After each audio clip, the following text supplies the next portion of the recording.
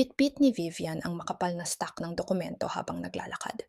Bigla siyang natapilok sa basurahan at nagkalat ang mga papel sa sahig.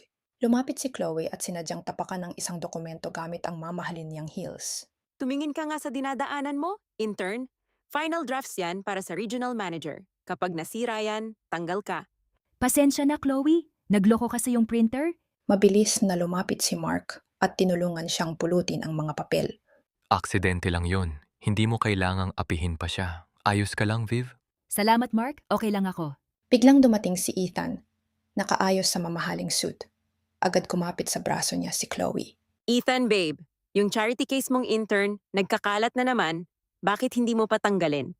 Tiningnan ni Ethan si Vivian mula ulo hanggang paa na parang basura. Dahil kilala ng yumao mong magulang ang ama ko. Pero may hangganan ng pasensya ko, Vivian. Isang taon ka ng low-level clerk dito pero wala ka pa ring silbi. Hindi ka bagay sa kumpanyang tulad ng Vanguard. Magkasintahan tayo noon, Ethan. Bago namatay sina Mama at Papa, nangako ka.